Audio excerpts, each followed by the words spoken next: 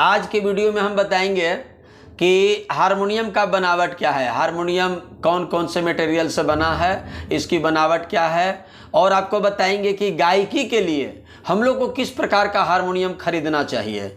गायकी के लिए बढ़िया हारमोनियम कौन है, किस प्रकार का हारमोनियम हमें खरीदना चाहिए, हारमोनियम कहाँ से आया, और हम बताएंगे आप लोग के कि पोर्टेबल हारमोनियम क्या है, नॉन पोर्टेबल हारमोनियम क्या है, कपलर हारमोनियम क्या है, ये सब के बारे में आज हम चर्चा करेंगे। तो सबसे पहले हम आते हैं हारमोनियम के बनावट के बारे में। ये हारमोनियम लकड़ी का बना होता है। अब लकड़ी का हारमोनियम, किस लकड़ी का हारमोनियम हमें बनवाना चाहिए, कौन लकड़ी का हारमोनियम अच्छा होता है। यदि आपको कैरी करना है यानी ढोना है, एक जगह से दूसरे जगह तक यदि आपको लेके जाना है तो ऑटोमेटिक है कि आपको हल्के लकड़ी का हारमोनियम आपको अच्छा रहेगा। जैसे देवदार लकड़ी का, यदि देवदार लकड़ी का हारमोनियम यदि आप बनवाते हैं तो कैरी करने में यानी एक जगह से दूसरे जगह पर ले जाने में आसान आपको होगा, यानी कम वजन होगा, कम वजन का सामना करना पड़ेगा। और यदि आवाज़ अगर बढ़िया और साथ साथ जो है कि और मजबूती यदि चाहिए तो आप सागवान के लकड़ी का हारमोनियम बनवा सकते हैं, या सागवान के लकड़ी का हारमोनियम बनता है। देवदार के लकड़ी का हारमोनियम कैरी करने के लिए वो हल्का होता है, ले जाने लाने में सुविधा होता है, और यदि कहीं अगर बजाना है, रख करके बजाना है या उतना दिक्कत नहीं है, आप ले जा सकते हैं, ला सकते हैं, तो सागवान के लकड़ी का हारमोनियम बनाया जाता है जो बहुत अच्छा होता है। अब इसमें क्या क्या होता है आपको हारमोनियम में दिख रहा होगा बिल्कुल पूर्ण रूप से। इसमें पीछे इस प्रकार से रहता है, ऐसे ऐसे जो हम लोग जो उंगली करते हैं हाथ से, तो इसको हम लोग धौकनी कहते हैं या भांति कहते हैं। इसे हम लोग क्या कहते हैं, धौकनी या भांति कहते हैं। इसमें तांबा का इसमें या पीतल का इसमें तार लगा हुआ रहता है, और ये आपका लकड़ी का बना हुआ रहता है। ये आप जो देख रहे हैं बॉडी, इसका लकड़ी का बना हुआ रहता है। ये प्लास्टिक फाइबर या लकड़ी का रीड होता है। ये नीचे लकड़ी होता है, ऊपर से फाइबर साटा जाता है। तो इस प्रकार से हारमोनियम का बनावट है। हारमोनियम जो है कि हारमोनियम का जन्म जो है आपको यूरोप से हुआ है, और भारत में हारमोनियम आया और इतना प्रचलित हुआ कि मतलब शास्त्रीय संगीत से लेकर के छोटे बड़े गायक से लेकर के सभी के पास ये हारमोनियम आज के डेट में अपना रंग जमाए हुए है। तो ये हुआ हारमोनियम का बनावट। इसमें मेरे तरफ जैसे आप देख रहे होंगे, इधर दिखाई नहीं पड़ रहा होगा, स्टॉपर लगा हुआ रहता है जो खींचने के बाद में उसका आवाज बढ़ता है या ट्यून टाइप के होता है। तो ये हारमोनियम का आपका बनावट हुआ। अब हम चलेंगे, चर्चा करेंगे कि पोर्टेबल हारमोनियम और नॉन पोर्टेबल हारमोनियम।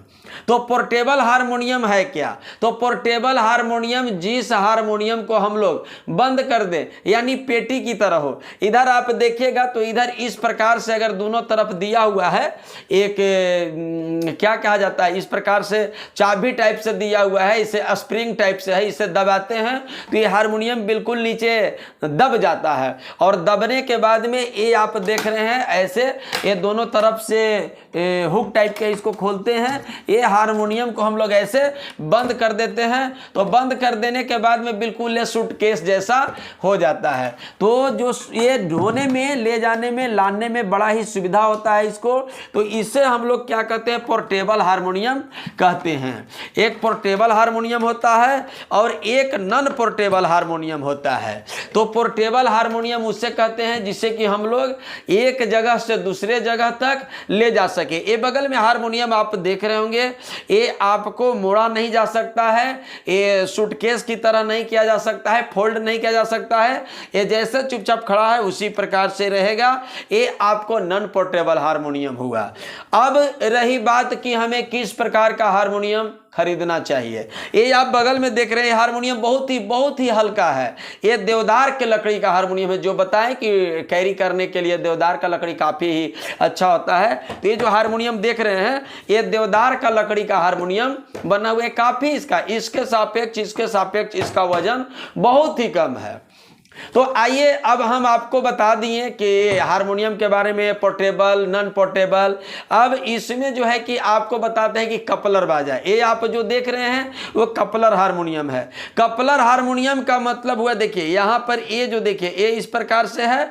अब ऐसे हम लोग कर दिए तो एक रीड को चापेंगे तो सिर्फ एक रीड ही दबेगा। लेकिन कपलर बाजा में होता है, कपलर बाजा है जब इसे हम लोग इस प्रकार से करते हैं तो दो रीड चपता है। देखिए यहाँ इस रीड को दबा रहे हैं तो यहां पर ए रीड भी दब रहा है। देखिए इस प्रकार से कोई कोई बाजा में बाईं तरफ से दबता है, कोई कोई बाजा में दाएं तरफ से दबता है।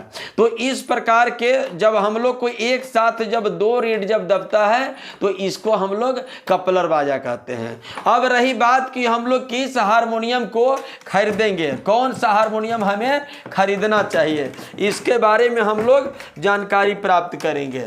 तो हारमोनियम हमें कैसा खरीदना चाहिए, तो हारमोनियम यदि आपको बिना कंपनी का हारमोनियम मिले तो बिना कंपनी का हारमोनियम 440 जो रियाज के लिए, गायकी के लिए बहुत बढ़िया होता है। स्केल चेंजर हारमोनियम होता है, 440 होता है, 7 भांति वाला होता है। वो गायकी के लिए बहुत ही मीठा, बहुत ही सुंदर, बहुत ही बढ़िया उससे आवाज़ निकलता है। तो आप स्केल चेंजर 440 हारमोनियम आप खरीद सकते हैं। थोड़ा सा महंगा पड़ेगा। और यदि बिना कंपनी का, ऐसे कंपनी बहुत है, बहुत सारे कंपनी, बढ़िया बढ़िया कंपनी है, आप अपने पसंद अनुसार से, लेकिन स्केल चेंजर 440 हारमोनियम जो होता है वो आपको गायकी के लिए बहुत ही बढ़िया होता है।